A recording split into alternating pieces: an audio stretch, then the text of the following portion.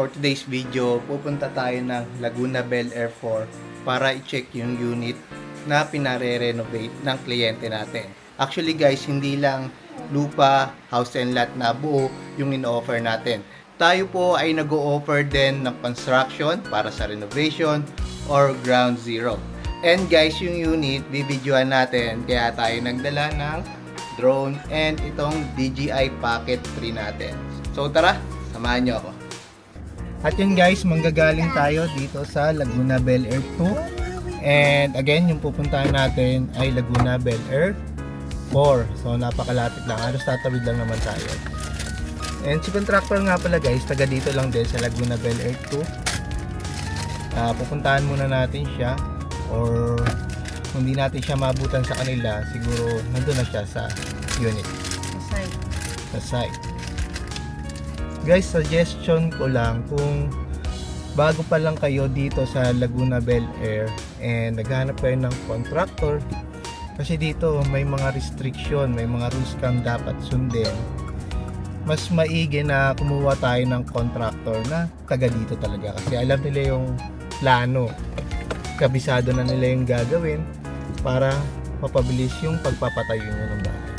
Yung contractor natin guys, add lang natin, no, accredited sila dito sa Laguna Bel Air 1 and 2, kaya sure tayo na kabisado nila yung mga dapat gawin dito sa Laguna Bel Air 1 hanggang 4 para sa renovation. Kasi minsan dito maikpit guys, may construction ban kasi, depende kung gaano kalaki yung ipapagawa mo. So yan guys, may tao. Wala na Excuse me. si Madam Contractor. Ayan, si Tita Grace guys, napakabait niya. Shoutout sa'yo. Ayun guys, wala tayong sticker, dalawa lang, kasi una, nalagyan na natin ng sticker yung sasakyan ng biyanan ko, and yung motor ko naman may sticker din. Para lang magkaroon tayo ng sticker guys, ang gagawin natin is dapat isurrender natin yung isang sticker. Ang plano ko sana yung motor, pero mas ginagamit ko kasi yon kapag pupunta akong palengke. Ito yung nagtitrim ngayon ng Meralco guys. Dapat Ng sumunod ka dun kay ate. Bawal. Titrim yung Meralco guys ng mga puno-puno, kasi tag-ulan na naman, di ba? Para at least maiwasan yung pagbagsak pag sobrang lakas ng hangin, kasi dito guys, hindi mo kalaban ang baha. Ang kalaban mo dito yung malalakas na hangin, kasi matutumba yung mga puno. Ay, nauna na si ate. So guys, welcome sa Laguna Bel Air 4. Kasama ko. Thank you. Dito guys sa Laguna Bel Air 4, mas malaki yung mga bahay compared sa Laguna Bel Air 1 and 2, kasi ito yung high end ng Laguna Bel Air, ang Bel Air 4. So maliit lang na community to, pero malalaki yung mga bahay, kasi malaki yung cut ng lupa. Ha? Turn right.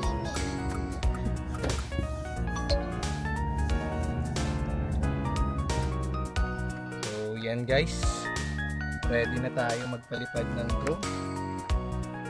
Wait lang natin yung GPS. Meron tayo 59%, so mabilis lang to.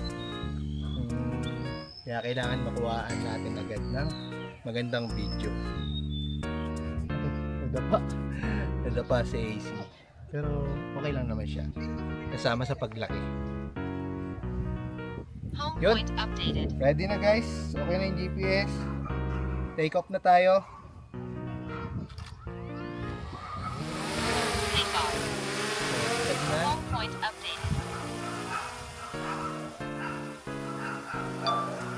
Ito yung bahay na nire-renovate guys.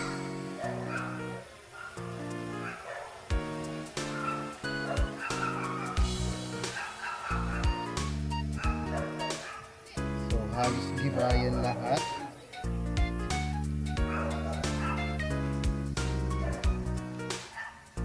Tasan natin konti para paikot lang natin siya. Maganda dito guys sa DJI Mini Pro, meron na siyang autopilot na yan.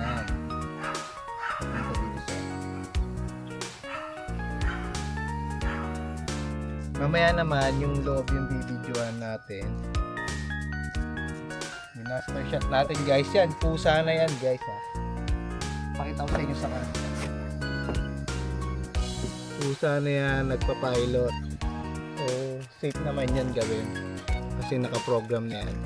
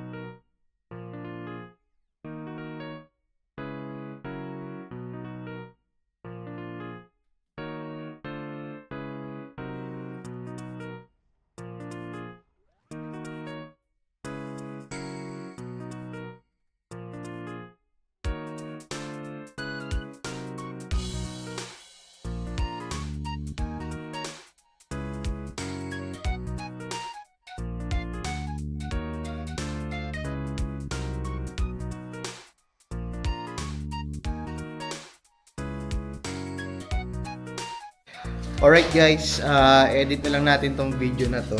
And abangan nyo, kung taga Laguna Bel Air 1, 2, 3, and 4 kayo at naghahanap kayo ng construction, contractor para sa renovation or ground zero, guys, nag-offer tayo nyan. Kontakin nyo lang kami dito sa number sa screen at tara, pag-usapan natin yan. Pawis. Pero okay lang yan.